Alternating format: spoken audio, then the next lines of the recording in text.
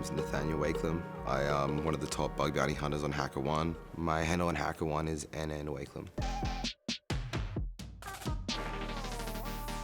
I like to do a lot of deep dives into looking at the attack surface of an organization and understanding how the parts fit together and where there's inconsistencies in either the design of a network or the actual way in which that an application has been put together.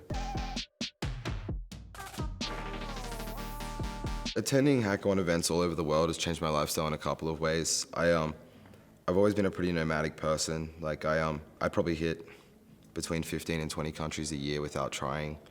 So being able to just kind of touch base with some people that I enjoy the company of, who are working in the same industry as me, is quite nice. It gave me the financial freedom to not really need to make decisions that I thought would limit my life in other ways. That was quite positive.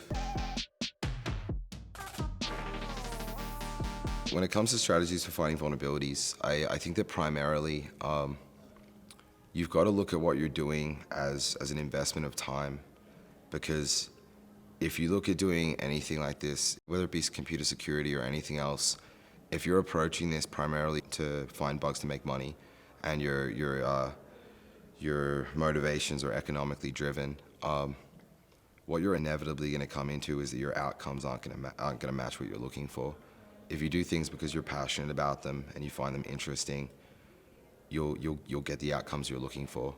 Maybe instead of trying to find bugs on a bug bounty, if you're failing at that, go back and read some of the books, build some of the logical frameworks and the knowledge base required for you to actually go and find bugs at a later stage. Because at a certain point, if a lot of these targets are hardened production targets and you don't really know what you're doing, I don't doubt you're going to find vulnerabilities, but a much better usage of your time would be looking at things like Hacker 101, which is the CTF that HackerOne runs, and then reading various books like the Web Application Hacker's Handbook, The Tangled Web. That would be my advice.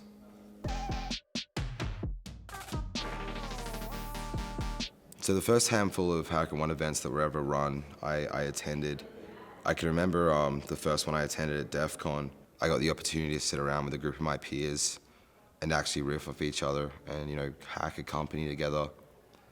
That to me was pretty formative. Having the opportunity to grow with the people around me has been really cool. And as far as the events now, I still enjoy them because they're an interesting way to, you know, make money, meet like-minded people and find cool vulnerabilities. When it was, you know, 10 or 12 of us sitting in a room and it was something that had been planned out with absolutely no pre-preparation, it was done with a week's notice.